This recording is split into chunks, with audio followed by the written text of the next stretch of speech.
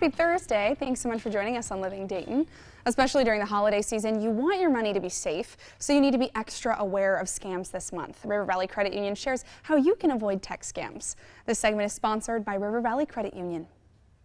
Scams can happen to anyone of any age, so it's always important to be on the lookout for scammers and scams coming through your email, coming through your text messages. And there's actually a scam text that's circulating that looks like it's coming from your financial institution. And with tips on how to avoid this situation, we have Eric from River Valley Credit Union. How are you, Eric? Fantastic.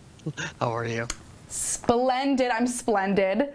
So let's talk a little bit about this. Yeah. What are you supposed to look for when you see this text or email? It's funny because as senior vice president of the credit union, I just got this last week. And I almost fell for it, which is a little embarrassing, but that's how good these texts are, man. Okay, so the text comes through and it looks like it's from your financial institution. In my case, it was from River Valley Credit Union.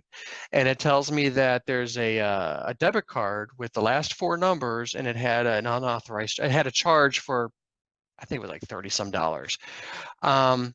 And it asks if I actually made that charge. Well, I didn't, because they made it up. But as I started looking into it a little bit further, because my fraud department has taught me so well, I realized that the last four numbers on the card that they gave me was not the last four numbers on any of my pieces of plastic. So it wasn't my card in the first place. Now, a lot of people won't look at that. So when it says that your debit or credit card ending in these four numbers, take a look at those four numbers and compare them to what you've got in your wallet and make sure it's even a card that you have. And then the other thing that kind of caught my attention, only because I work here, is that the phone number that the text asked me to call was not the number that is our typical dispute number. So, you need to be careful and really pay attention to those texts, because it'll say it's from your financial institution, but it isn't.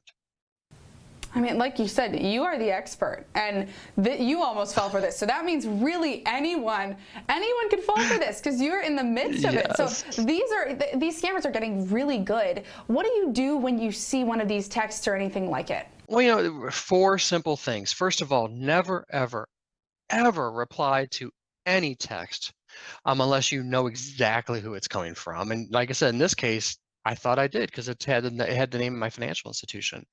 Again, if you get that text with those four numbers, check any information in the text against what is real. Take a look at the plastics. Don't act right away.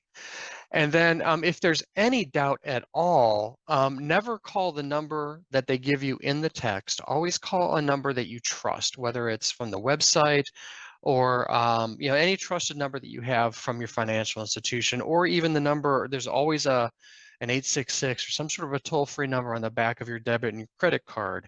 Those numbers you can trust because it's printed on your piece of plastic, so you can always call those numbers. And then finally, just if it's a scam, just delete the text. Don't reply to it. Don't do anything with it. Just get rid of it.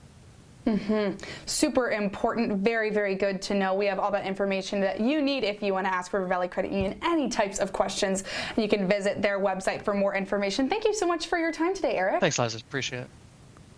Of course. And this segment is sponsored by River Valley Credit Union.